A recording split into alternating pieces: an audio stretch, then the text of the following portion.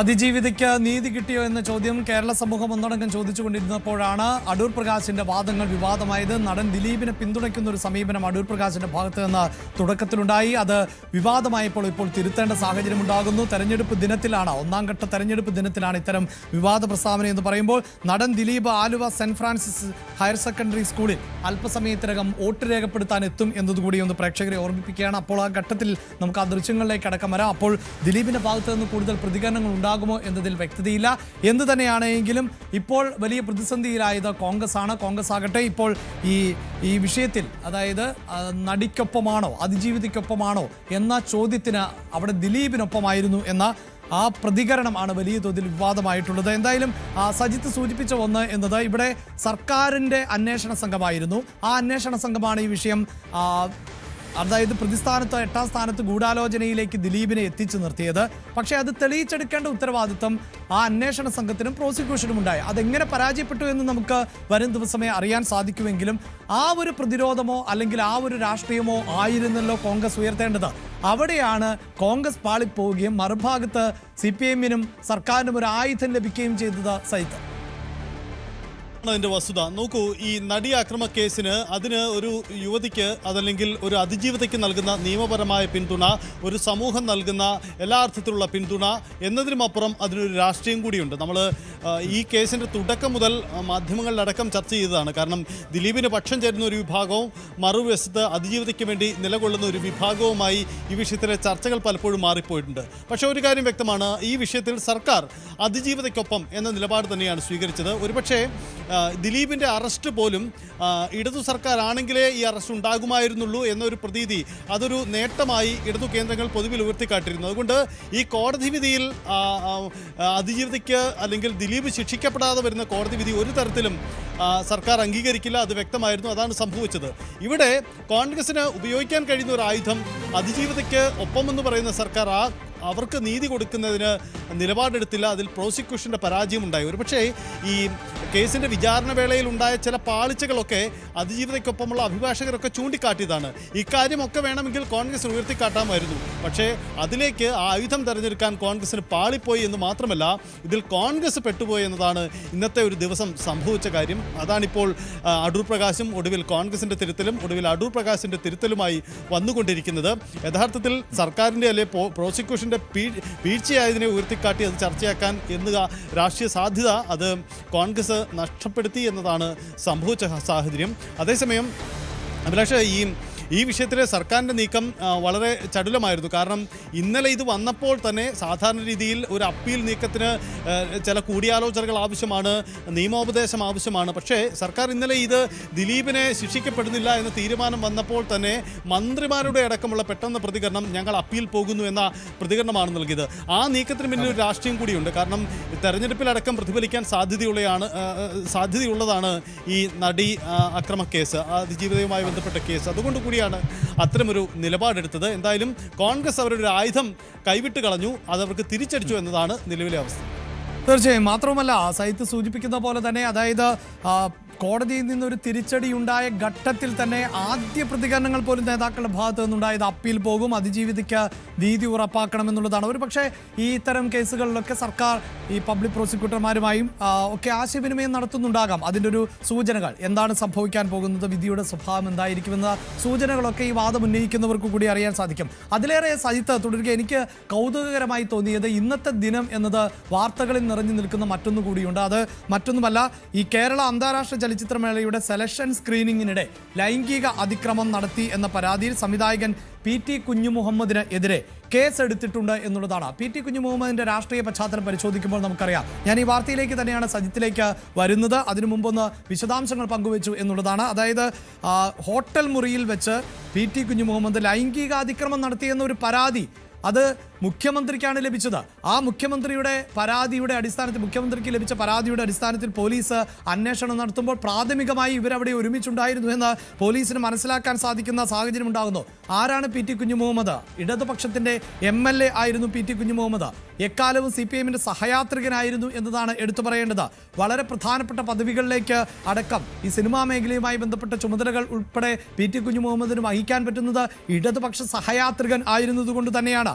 IF IFFK-യിലേക്കുള്ള മലയാള സിനിമകൾ തെരഞ്ഞെടുക്കാനുള്ള സമിതിയുടെ അധ്യക്ഷനാണ് PT കുഞ്ഞുമുഹമ്മദ് എന്നതുകൂടി ഓർക്കുക. ഹേമ കമ്മിറ്റിയെ പോലെ ഒരു കമ്മിറ്റിയെ വെച്ചുകൊണ്ട് സ്ത്രീകൾക്കെതിരായ അതിക്രമങ്ങൾ അവസാനിപ്പിക്കാൻ മുതിർന്ന സർക്കാരാണ്. ആ സർക്കാരിനോട് ചേർന്ന് നിൽക്കുന്ന ഒരാളാണ് PT കുഞ്ഞുമുഹമ്മദ്. മാത്രവുമല്ല സർക്കാരിൻ്റെ ആനുകൂല്യങ്ങൾ ലഭിക്കുന്ന ഒരാളാണ്.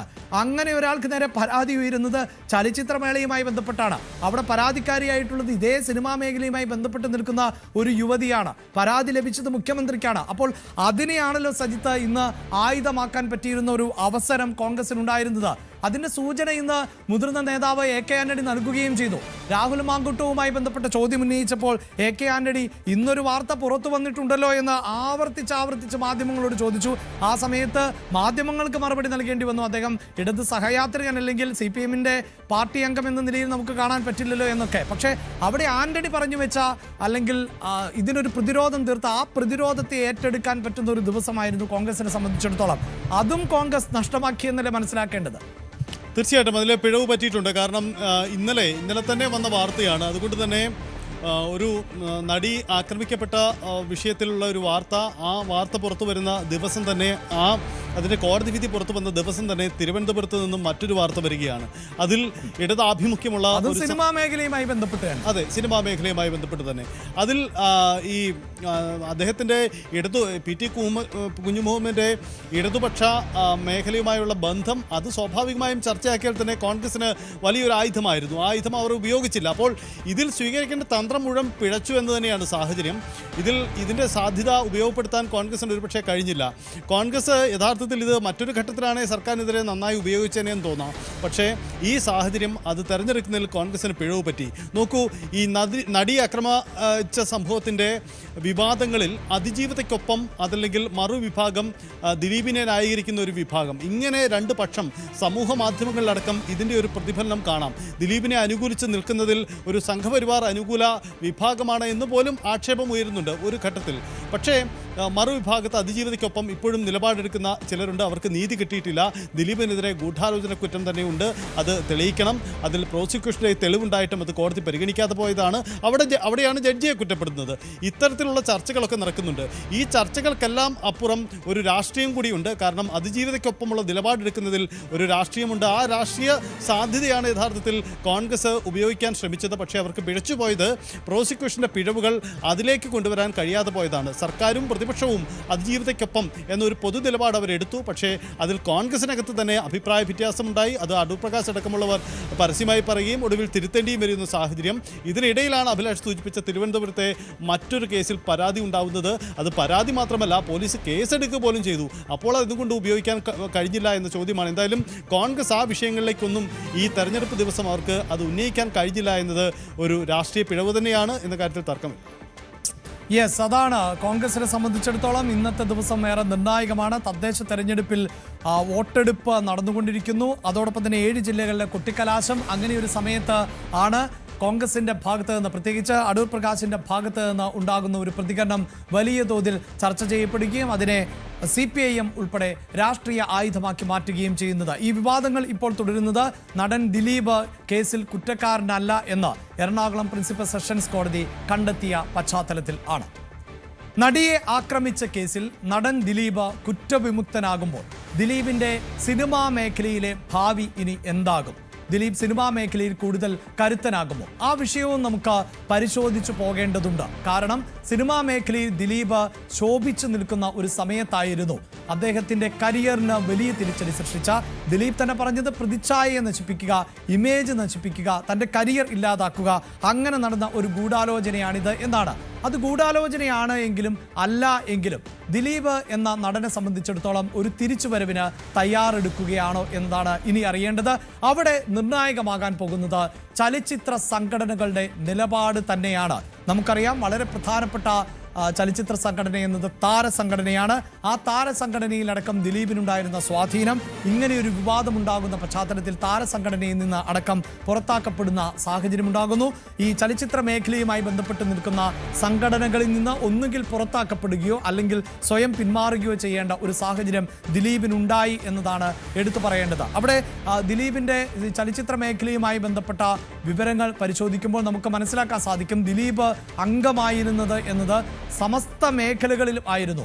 ദിലീപ് ഈ താരസംഘടനയായ അമ്മയിൽ മാത്രമായിരുന്നില്ല അംഗമായിരുന്നത്, മറിച്ച് താരസംഘടന, നിർമ്മാതാക്കളുടെ സംഘടന, തിയേറ്ററുകളുടെ സംഘടന, വിതരണക്കാരുടെ സംഘടന, ഇതിൽ എല്ലാം ദിലീപ് അംഗമായിരുന്നു.